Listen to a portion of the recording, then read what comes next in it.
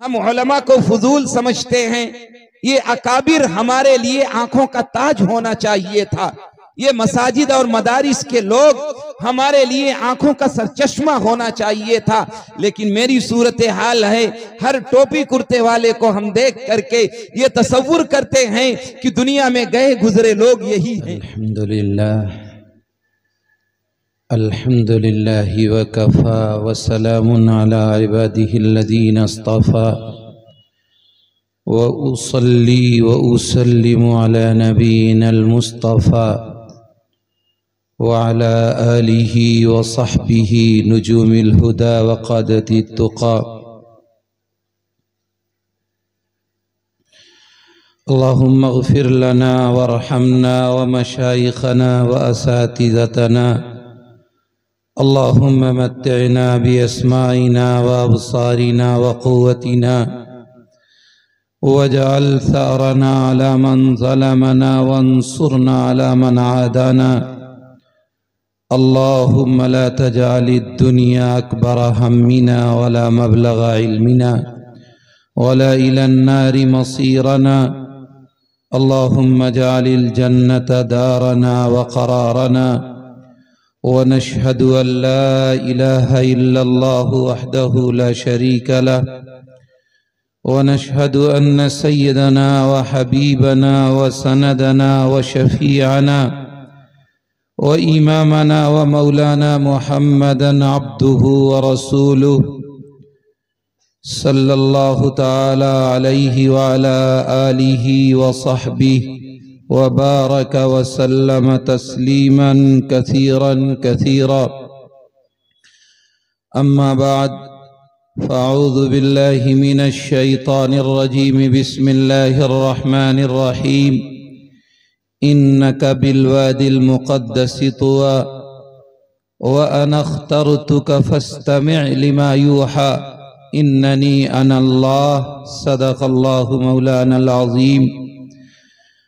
वक़ाल नबी सल्लल्लाहु अलैहि वसल्लम अल्लिमू औलादकुम अला थलासी खिसाल हुब्बि नबीकुम व हुब्बि अहलिल बैत व क़िराअतिल क़ुरआन औ कमा क़ाल सल्लल्लाहु अलैहि वसल्लम।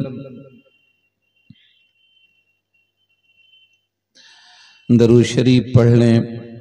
अल्लाहुम्मा सल्लि अला सय्यिदिना मौलाना मुहम्मद व अला आलि सय्यिदिना मौलाना मुहम्मद कमा बारकत व तरहमत व तहन्ननत अला सय्यिदिना इब्राहीम इन्नका हमीदुम मजीद।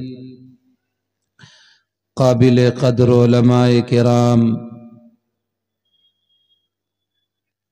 बहुत ही मुअज़्ज़ज़ सामीन निज़ाम और अज़ीज़ तलबा, आज का ये आपका प्रोग्राम आपकी महबूब हर दिल अजीज अंजुमन का प्रोग्राम है। गोया अगर ये कहा जाए तो शायद गलत नहीं होगा कि ये अपने बच्चों का प्रोग्राम है, जिसमें बच्चे साल भर अपनी ख्वाबीदा सलाहियतों को उजागर करने, अपनी सलाहियतों को चाहे वो तहरीरी शक्ल में हो, तकरीरी शक्ल में हो या दीगर अनावीन और मज़ामीन की शक्ल में हो, अपनी ख्वाबीदा सलाहियतों को उजागर और रोशन करने के लिए साल भर मेहनत करते हैं और नतीजे के तौर पर ये प्रोग्राम मुनाकिद होता है।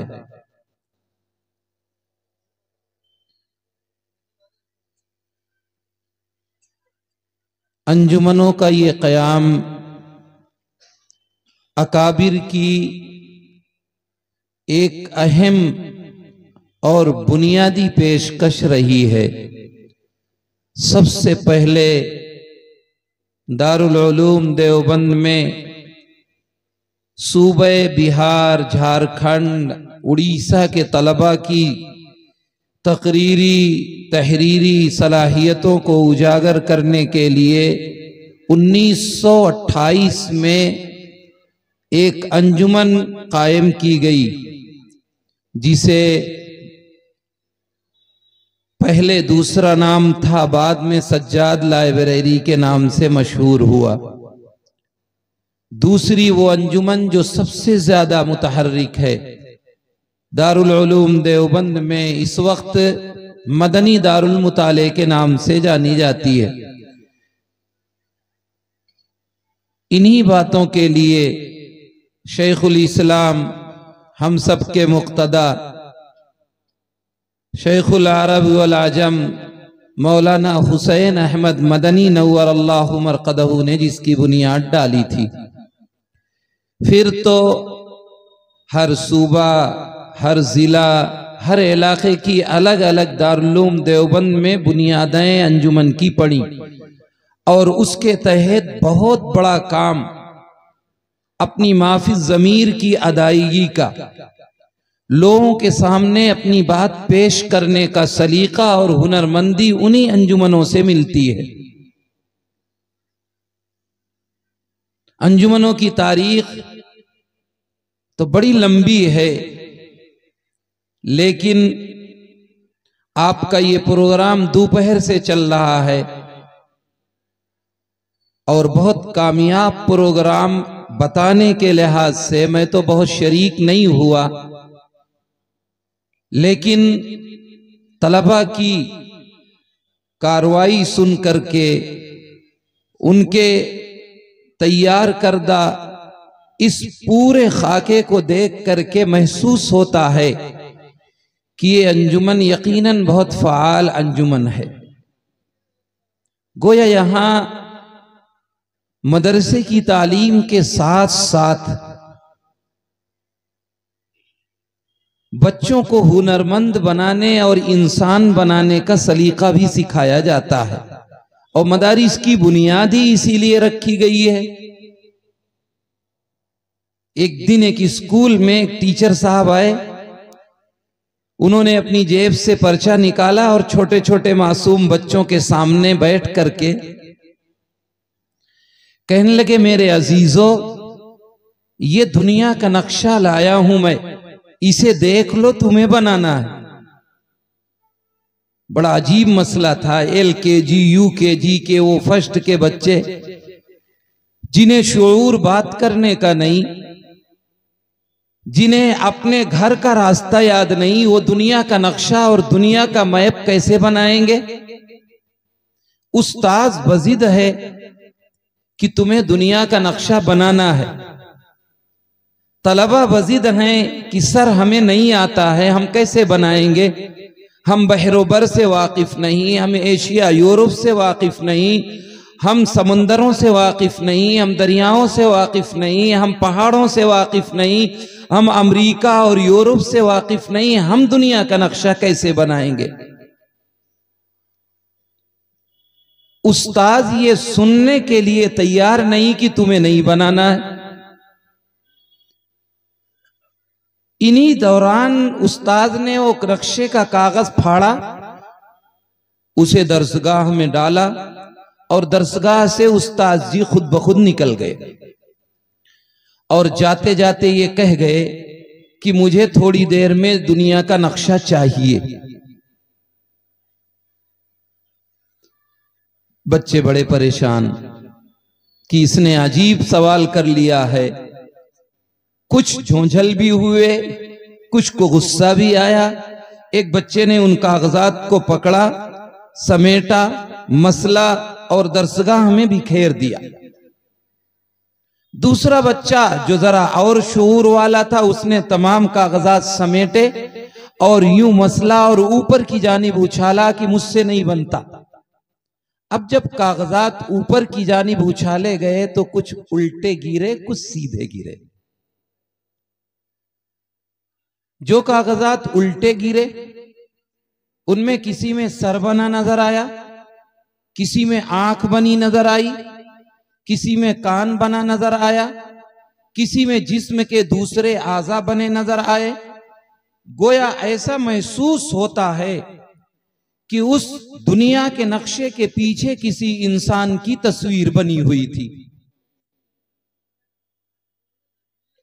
एक बच्चा बोल पड़ा कि यार अगर हम दुनिया के नक्शे से नावाकिफ हैं तो कोई मसला नहीं, ऐसा महसूस होता है उस नक्शे के कागज के पीछे किसी इंसान की तस्वीर बनी हुई थी। दूसरे ने कहा चलो अगर हम नक्शा नहीं बना सकते, हमने दुनिया में इंसान तो देख रखे हैं, चलो इंसान बनाने की कोशिश करते हैं। अब बच्चे नक्शा भूल गए और इंसान बनाने लगे। सर की जगह सर, पैर की जगह पैर, कान की जगह कान, नाक की जगह नाक, आंख की जगह आंख, जिस्म की जगह जिस्म। गोया जिस्म के आज़ा जहां फिट होते हैं वहीं सारे आज़ा वो फिट करते करते करते करते आखिर तक पहुंच गए। थोड़ी देर में इंसान बन के तैयार हो गया। अब जब इंसान बन के तैयार हो गया तो एक बच्चा बोला जरा पलट के देखना, हो सकता है दुनिया का नक्शा भी बन गया हो। अब जब बच्चों ने पलट के देखा तो बड़े खुश, पूरी दुनिया का नक्शा उनके सामने। दौड़े दौड़े अपने उस्ताद जी के पास गए, सर सर हमने तो दुनिया का नक्शा बना लिया। उस्ताद भी बड़ा ताज्जुब, बहुत मुताज्जिब, तुमने कैसे दुनिया का नक्शा बनाया? तो एक बच्चा कहने लगा सर हमने दुनिया का नक्शा नहीं बनाया, हमने तो पीछे बनी हुई तस्वीर इंसान की बनाई। जब इंसान बन के तैयार हुआ तो दुनिया का नक्शा खुद ब खुद बन गया। उस्ताद जी कहने लगे मेरे अजीजों, मेरे बच्चों, मैंने तुम्हें इसीलिए नक्शा बनाने के लिए कहा था कि अगर इंसान इंसान बन जाए, अगर इंसान इंसानियत के तरीके पर आ जाए तो खुद ब खुद दुनिया के नक्शे तैयार हो जाते हैं, दुनिया की हुकूमतें खुद तैयार हो जाती हैं, दुनिया को बनाने की जरूरत नहीं पड़ती। जनाब रसूलुल्लाह सल्लल्लाहु अलैहि वसल्लम इंसान को इंसान बनाने आए थे, दुनिया के नक्शे बनाने नहीं आए थे, दुनिया के कवानीन बनाने नहीं आए थे, दुनिया के उसूल मुरत्तब करने नहीं आए थे। आप उस इंसान को इंसान बनाने आए थे जो दुनिया में इंसानियत का जनाजा निकाल चुका था। उनकी बुराइयां, इंसानियत से गुजरे हुए हुदूद, उनकी बदअखलाकियां, उनकी अय्यारियां, मक्कारियां, उनके गुनाह के प्रोसेसर जो बड़े बड़े गुनाह थे, अगर उस माहौल और समाज को आप देखें तो यकीनन कहेंगे कि इंसानियत का जनाजा यहां से निकल चुका था। आखिरी बात यह कह के कि वो जिस तरीके से वरासत में जायदाद तकसीम होती थी, ऐसे ही वो अपनी मां को भी बाप के मरने के बाद तकसीम किया करते थे।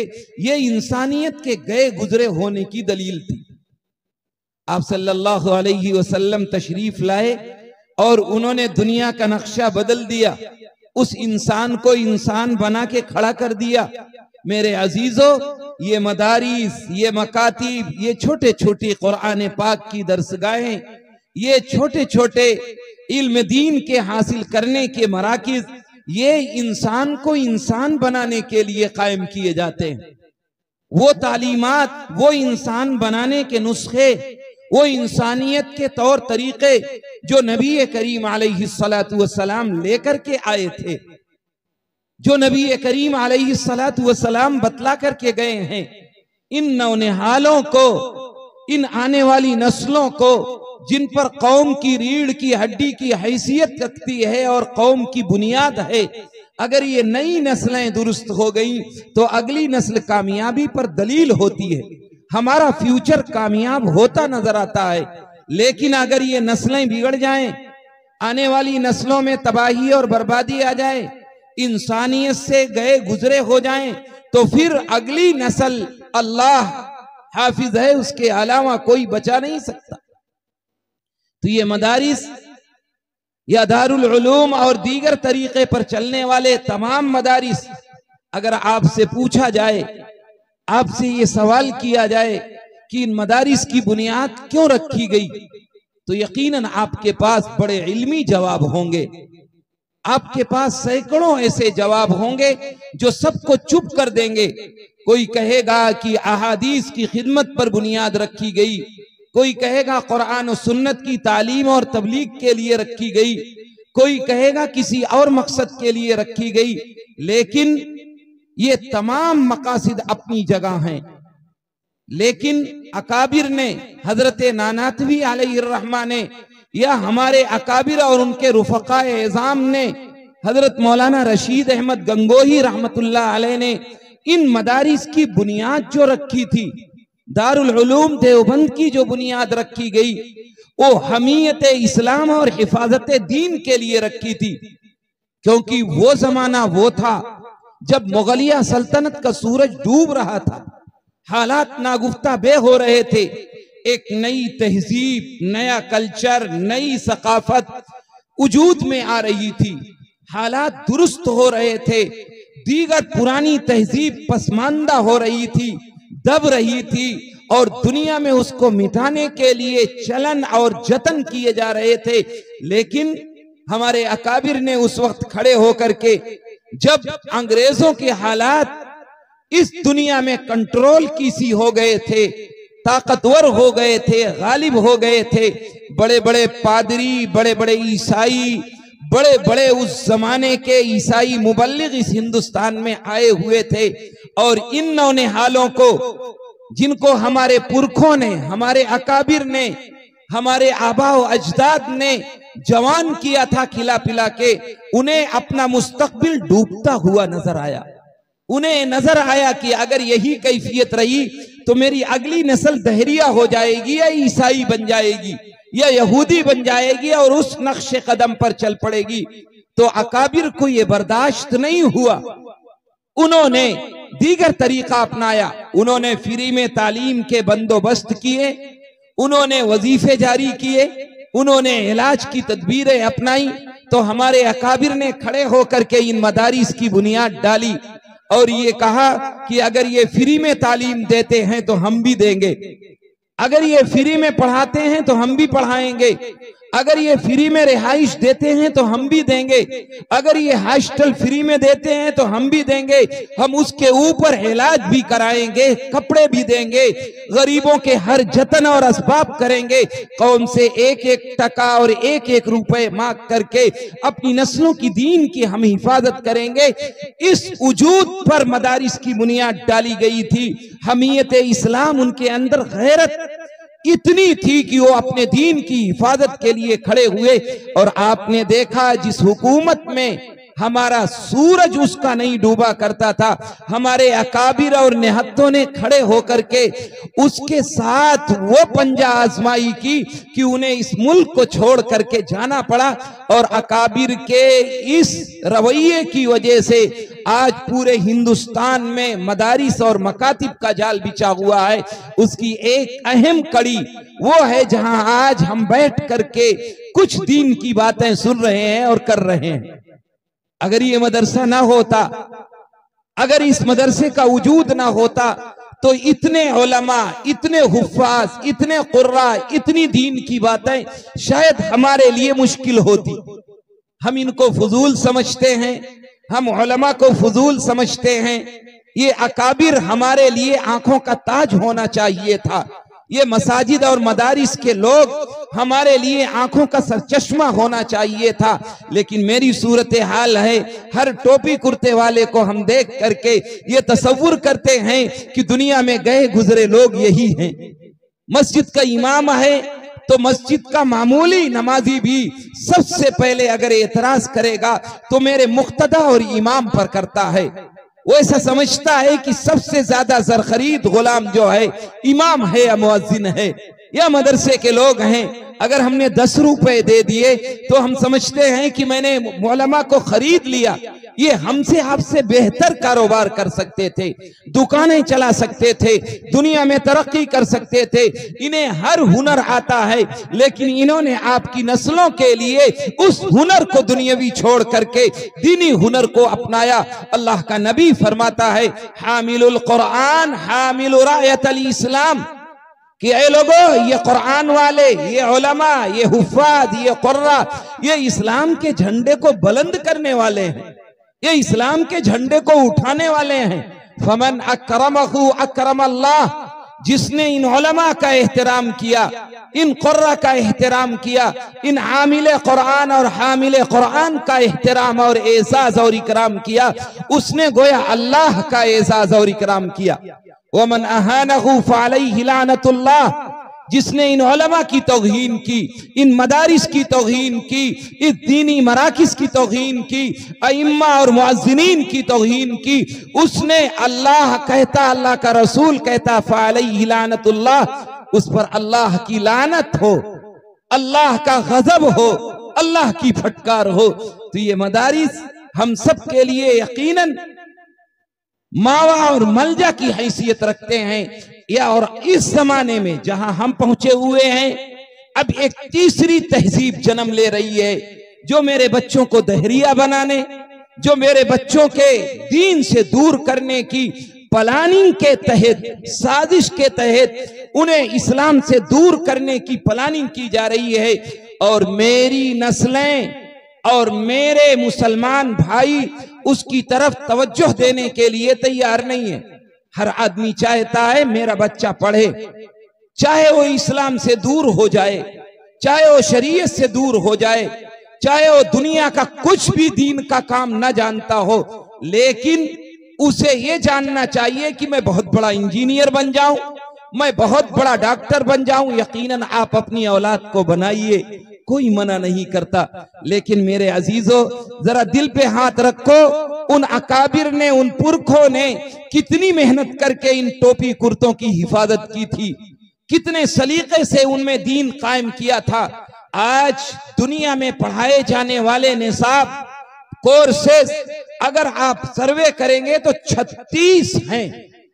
उन 36 में से बनाने वाला न कोई एक मुसलमान है, न कोई बिरादरान वतन है, या तो ईसाई हैं या यहूदी हैं। उन 36 कोर्सेज और सिलेबस में जो इस दुनिया में पढ़ाए जाते हैं, वो सब के सब वो है जो ईमान को मस्क करने, ईमान का सौदा करने, ईसाइयत के रंग में रंगने, यहूदियत के रंग में रंगने की तालीम और तबलीग करते हैं।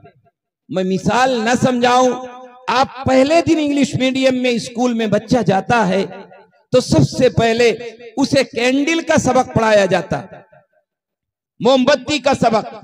3 मोमबत्तियां बुझा दो, 4 बाकी रखो, 4 बुझा दो, बताया जाता है। छोटे से 2 साल 3 साल के बच्चे को, 4 साल के बच्चे को यह पढ़ाया जाता है। हिसाब का सबक है, रियाजी का सबक है। लेकिन मजहब की तबलीग, मजहब की इशाअत, मजहब की तरवीज कैसे करता है ईसाई, आपने कभी गौर नहीं किया, कभी नहीं सोचा होगा। वो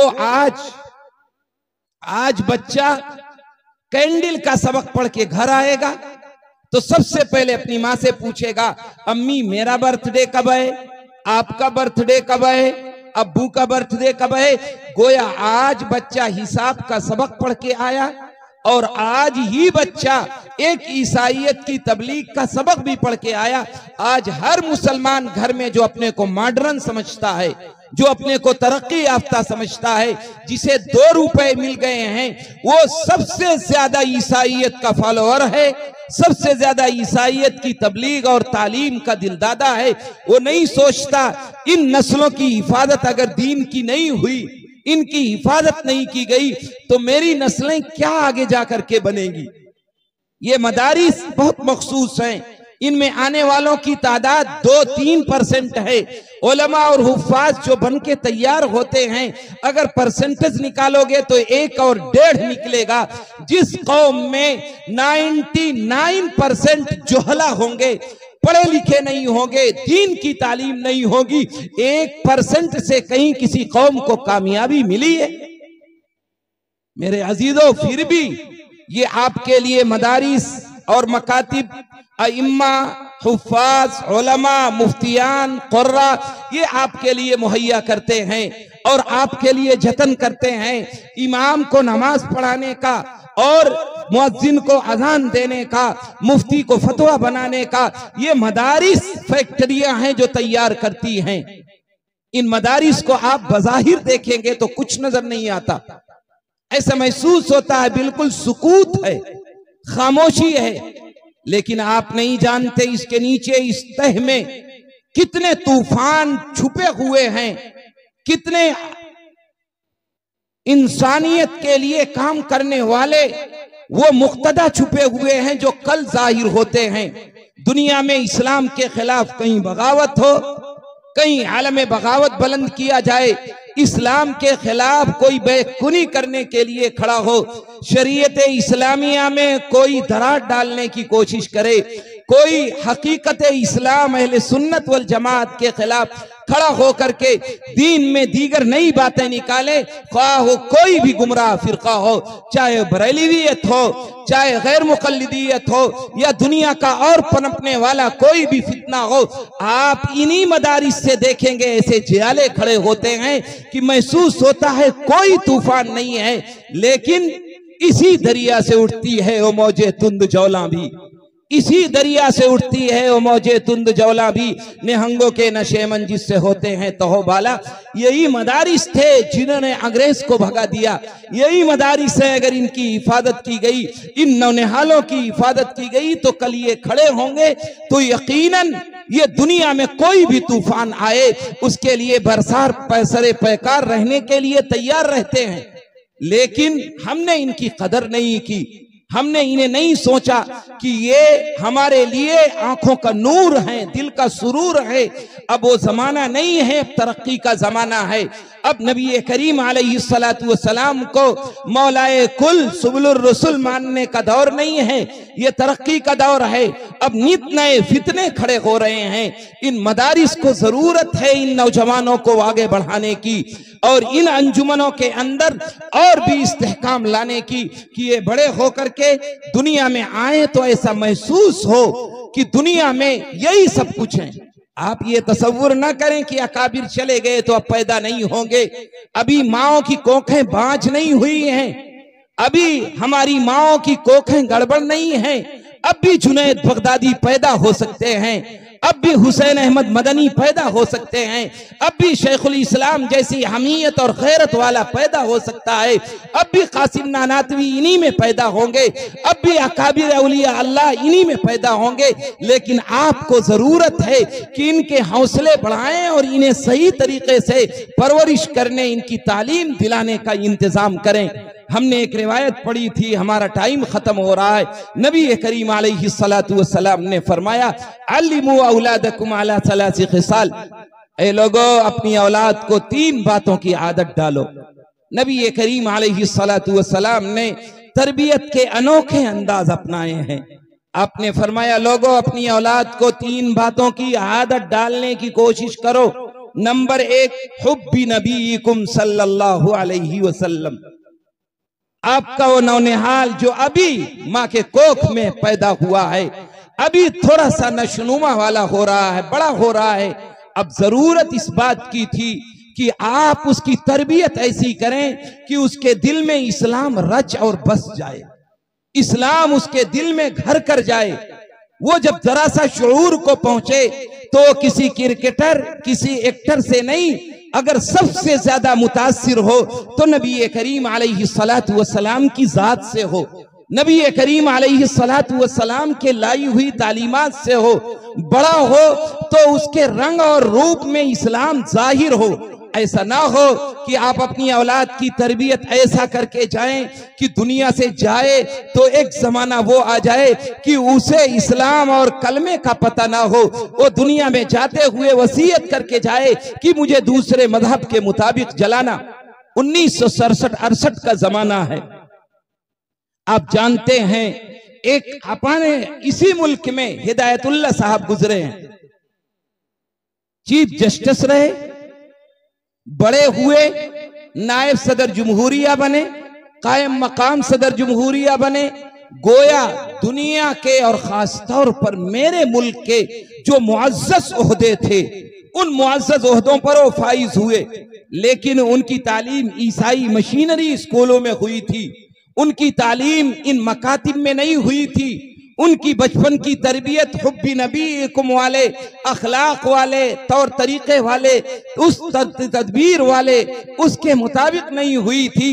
तो हिदायतुल्लाह साहब की हिस्ट्री नहीं बताता, सिर्फ एक बात कहता हूं मेरे अजीजों, जब वो मरने लगे हिदायतुल्लाह साहब तो मरते हुए उन्होंने अपनी औलाद को, अपने खानवादे को, अपने कबीले को, अपने VIPs को जमा करके उन चीफ जस्टिस साहब ने, उन सदर जमहूरिया और कायम मकाम सदर जमहूरिया ने जो आखिरी वसीयत की वो मैं तुम्हें सुनाना चाहता हूं कि माँ बाप ने बचपन में तवज्जो नहीं दी कि मेरे बच्चे को कलमा भी याद हो जाए, कुरान भी पढ़ ले, दिल में अल्लाह के नबी की मोहब्बत भी आ जाए। उसने तसव्वुर नहीं किया था तो मरने लगे हिदायतुल्लाह साहब, तो आखिरी वसीयत अपनी औलाद को करके गए कि जब मैं मर जाऊं तो मुझे हिंदू मजहब के मुताबिक जलाना, मुसलमान मजहब के मुताबिक दफन मत करना। यह है बचपन की तरबियत का नतीजा कि अगर आपने अपने उन नौनिहालों को बचपन में नहीं देखा तो यकीनन हमारे लिए बहुत मुश्किल खड़ी हो जाएगी।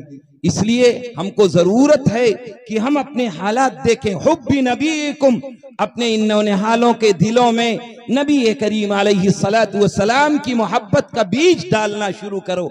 छोटा सा है, मोबाइल लेके माँ भी बैठी रहती है, बाप भी बैठा रहता है और यूं देखते हैं बच्चा बीच में लेट के सोने के लिए तैयार है। हम फुहश तस्वीरें, फुहश प्रोग्राम, फुहश ड्रामे और नंगी तस्वीरें माँ बाप देखता है तो वो जो मासूम है बोलने की सकत नहीं रख रहा है, लेकिन आंखें तो बीना हैं, वो चुप है आपको और अपने माँ बाप को पढ़ रहा है।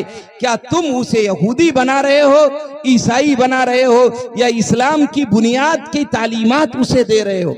हुब्बी नबीकुम सल्लल्लाहु अलैहि वसल्लम व हुब्बी अहली बैत, और इन औलाद के दिलों में खानदान रसूल की मोहब्बत भी डालने की फिक्र करो।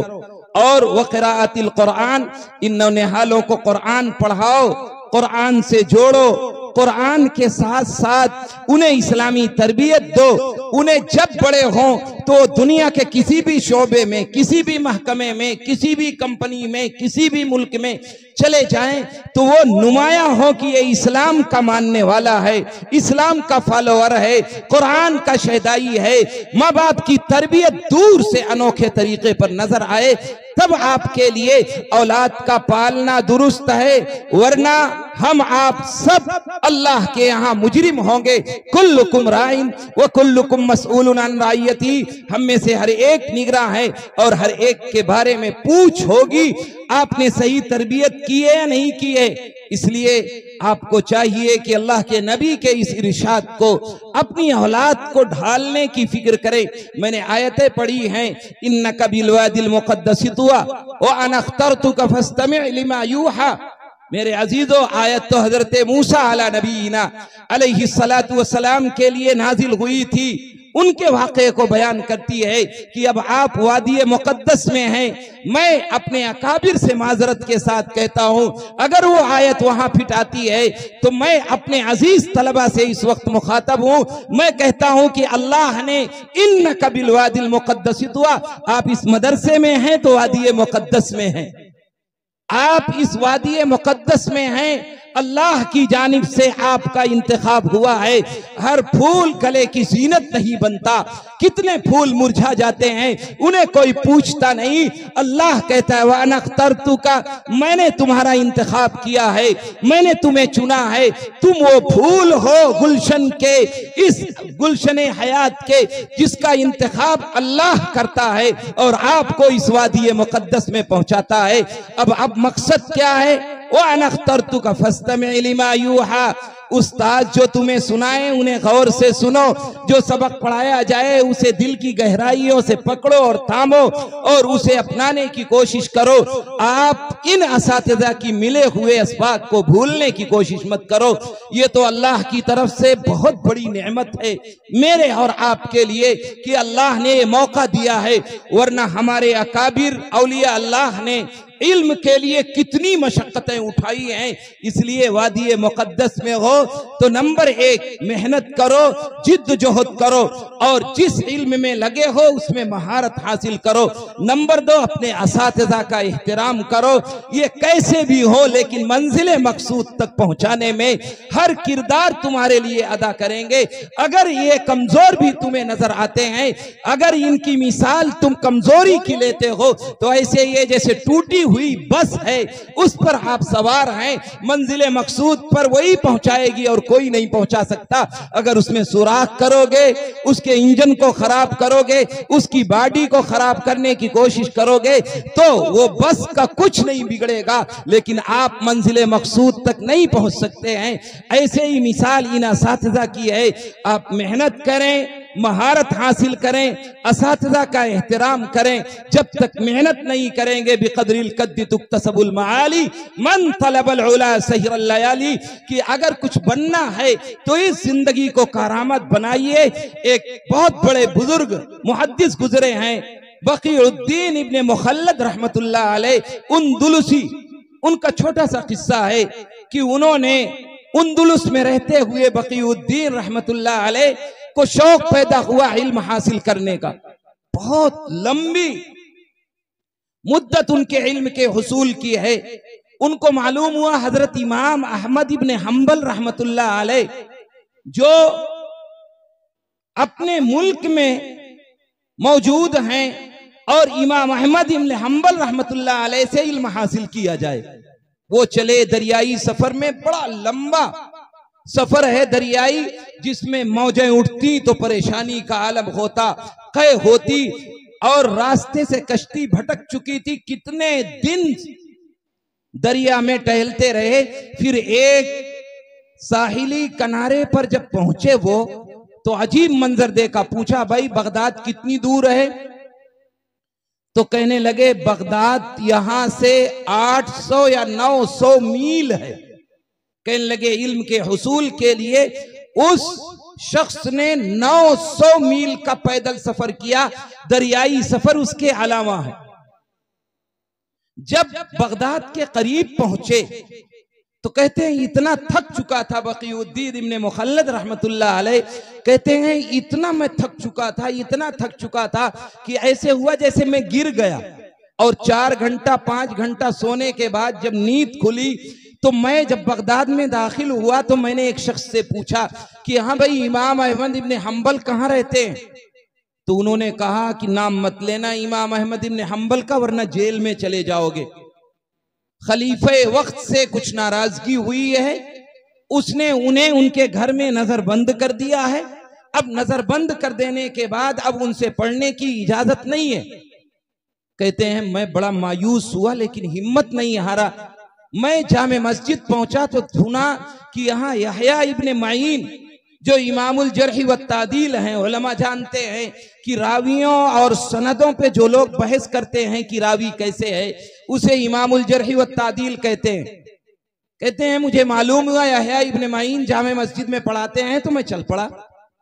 असर के बाद उनका सबक होता था, सबक में हाजिर हुआ, एक रिवायत उन्होंने पढ़ाई। अब लोग सवाल करने लगे, फुला सवाल फुला सवाल फुला सवाल किए, रावी कैसे हैं रावी। मैं भी खड़ा हो गया, मैंने एक सवाल किया उनसे रावी के बारे में। उन्होंने मुझे जवाब दिया कि हाँ वो चादर वाले, हाँ उनकी तो चादर के नीचे इतनी सकाहत है कि वो कभी भी कहते हैं तो सकी हैं, उनके सकाहत में कोई कमी नहीं है। कहते हैं जब ये कहा तो मैं दूसरा सवाल करने लगा। जब दूसरा सवाल करने के लिए खड़ा हुआ तो बगल वाले ने मेरा कुर्ता पकड़ा कि बैठ जा, अगर तू ही सारे सवाल करेगा तो इतना बड़ा मजमा है, एक एक सवाल सबकी इजाजत है, 2 सवाल की इजाजत नहीं है। सिर्फ एक सवाल एक तालिब इल्म कर सकता था, फिर अगले दिन दूसरा सवाल करता था। कहते हैं मैं खड़े खड़े रोने लगा कि मैं इतनी दूर से आया हूं, अगर मुझे पता होता एक ही सवाल का हक है तो मैं वही असल वाला सवाल कर लेता, मैं दूसरा सवाल क्यों करता। तो लोगों ने मुझे रोते हुए देखा तो कहने लगे अच्छा चल तू अपना सवाल कर ले। तो मैंने सवाल दूसरा जब किया यहया इब्ने माइन से कि हजरत इमाम अहमद इब्ने हंबल के बारे में आपकी क्या राय है, जब ये जुमला कहा तो पूरे मजमे पर सुकूत तारी हो गया। यहया इब्ने माइन ने सर झुका लिया, थोड़ी देर तक झुकाए रहे और आंख उठाई तो आंखों में आंसू। कहने लगे वो इमामुल मुस्लिमीन है। यहया इब्ने माइन ने सिर्फ एक जुमला कहा, वो इमामुल मुस्लिमीन है। कहते हैं मेरे दिल की आग जो इल्म हासिल के लिए करने के लिए अंदर दहक रही थी वो तो लावा बन गई और शौक पैदा हो गया। अब जब और शौक पैदा हो गया तो मैंने एक अपने पड़ोसी साथी से कहा, भाई इमाम अहमद इब्न हंबल का घर दिखा दे। कहना मुझे जेल नहीं जाना है, मैं तुम्हें घर नहीं दिखा सकता। कहने लगे हुजूर मेरे साथ चल, आंखों के इशारे से दाएं या बाएं बता देना, मैं समझ जाऊंगा, तू मत बताना। कहते हैं इस तरह एक साथी मेरा तैयार हुआ और गया, उसने आंख के इशारे से इशारा किया कि ये घर है और चला गया। मैं रात भर सोचता रहा कि मैं कैसे इल्म हासिल करूंगा। एक तदबीर आई, कहते हैं सुबह सुबह मैं उठा, मैंने पैरों में पट्टियां बांधी जैसे मांगने वाले बांधा करते हैं। मैंने पैरों में पट्टी बांधी, हाथों में पट्टी बांधी, और मैं उस जमाने में अपनी तरह नहीं मांगा जाता था, वहां कहा जाता अजरुकुम अलल्लाह, अजरुकुम अलल्लाह, अल्लाह तुम्हें अजर देगा, अल्लाह के यहाँ तुम्हारा अजर है, ये जुमला मांगा जाता। मैं इमाम अहमद इब्न हंबल के घर के पास इस तरह मांगते मांगते पहुंचा तो हर आदमी मुझे देखता है 20 साल का नौजवान, और ये मक्ता बना हुआ है, साहिल बना हुआ है, इसे तौफीक नहीं मिलती। कहते हैं जब ये देखते लोग मुझसे कुछ हंसते, कुछ ठट्ठा करते, कुछ मजाक उड़ाते। मैं इमाम अहमद इब्न हंबल के घर के पास पहुंचा तो मैंने इतना दर्द से कहा अजरुकुम अलल्लाह, कि इमाम अहमद इब्न हंबल फौरन बाहर निकल के आए और 2-4 दिरहम लेकर के आए थे। उन्होंने मेरे हाथ पे रखना चाहा। मैंने कहा हजरत मैं इन सिक्कों का भुखारी नहीं हूं, मैं इसे मांगने नहीं आया हूं, मैं तो अंदलुस से आपसे कुछ सीखने आया हूं। आप मुझे रोजाना इसी तरह मांगने आया करूंगा, आप मुझे सिर्फ 1 हदीस या 2 हदीस सुना दिया कीजिए, मैं ज़बानी याद कर लूंगा। कहते हैं इस तरह बकीउद्दीन इब्ने मुखल्लद रहमतुल्लाह अलैह सियर आलामुन नुबला में ये वाकया बाकायदा लिखा हुआ है। कहते हैं कि 1 साल तक बकीउद्दीन इब्ने मुखल्लद इस तरह भिखमगा बन करके, साइल बन करके, भिखारी बन करके रोजाना इस तरह अजरुकुम अलल्लाह कहते हुए जाते, और एक जुमला, एक हदीस, एक रिवायत सुन करके आगे बढ़ जाते। 1 साल हो गया। इत्तेफाक ऐसा हुआ बादशाह मर गया, दूसरा बादशाह बना, वो इमाम अहमद इब्न हंबल का अकीदतमंद था। अब 1 साल बाद अब उन्हें इजाजत हो गई कि जामे मस्जिद में आप सबक पढ़ा सकते हैं। कहते हैं 1 साल बाद हजरत इमाम अहमद इब्न हंबल का सबक लगा जामे मस्जिद में, तो भीड़ लग गई, पूरी जामे मस्जिद भर गई, कहीं जगह नहीं। मैं खिसकते खिसकते, कूदते फांदते दूर जाकर खड़ा हुआ, करीब कुछ पहुंच गया कि जहां इमाम अहमद इब्न हंबल की निगाह मेरे ऊपर पड़ जाए। उन्होंने मुझे देखा तो उनकी निगाह मुझ पर टिकी रह गई। थोड़ी देर बाद कहते हैं इस बच्चे को, इस नौजवान को आने दो, हकीकतन ये तालिब इल्म है जो अंदलुस से आया है और अपने बगल जगह दी। तो मेरे अजीजों, हमारे अकाबिर ने ऐसे मेहनत करके इल्म हासिल किया है। हमें तो मदरसे वाले, मदरसे के जिम्मेदारान हर तरीके की सहूलत, खाना देकर, हॉस्टल देकर, बीमारी के लिए दवाई का पैसा दे करके, हर तरीके के आराम और असबाब मुहैया करके, बिजली और लाइट दे करके सिर्फ पढ़ने के लिए आपको मुकल्लफ करते हैं। जरा इनको पसे मंजर देखो और अपनी सहूलियात देखो। हमें फिर भी खाने पर एतराज, पानी पर एतराज, रिहाइश पर एतराज। कम से कम अपने अंदर बनने और संवरने की तो फिक्र करो। जिसे कुछ बनना होता है वो चीजों को नहीं देखता, वो अपने फ्यूचर और मुस्तकबिल पर नजर रखता है। तुम तो दुनिया के लिए हो, जब तक तुम्हारा वजूद है तब तक ये दुनिया कायम है। जब तुम्हारा वजूद मिटेगा तो अल्लाह दुनिया को मिटा देगा। इसलिए इन्नका बिल वादिल मुक़द्दस तुआ, तुम वादी मुकद्दस में हो। अना अख्तरतुका फस्तमिअ लिमा यूहा, मैंने तुम्हारा इंतखाब किया है। फस्तमिअ लिमा यूहा, जो कुछ असातिज़ा दें उन्हें गिरह बांध लो।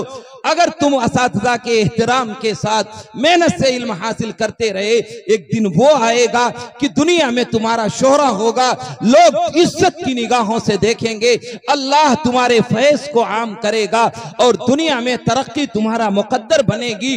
दुनिया में भी इज्जत मिलेगी, आखिरत में भी इज्जत मिलेगी। आशना अपनी हकीकत से होए दहकां जरा, दाना तू, खेती भी तू, बारा भी तू, हासिल भी तू। आह किसकी जुस्तुजू, आवारा किनारा रखती है तुझे, राह तू, रहरो भी तू, रहबर भी तू, मंजिल भी तू, कांपता है दिल तेरा अंदेशे तूफान से क्या, ना खुदा तू, बहर तू, कश्ती भी तू, साहिल भी तू, वाय नाकामी की तू, मोहताज साकी हो गया, मैं भी तू, मीना भी तू, साकी भी तू, महफिल भी तू, बेखबर तू जौहरे आईने अय्याम है, बेखबर तू जौहरे आईने अय्याम है, तू जमाने में खुदा का आखिरी पैगाम है। अल्लाह हम सबको कहने से ज्यादा अमल करने की तौफीक अता फरमाए, हमें अपने मकसद में भरपूर लगे रहने की तौफीक अता फरमाए, अधूरे मंसूबों को अल्लाह पाए तकमील तक पहुँचाए।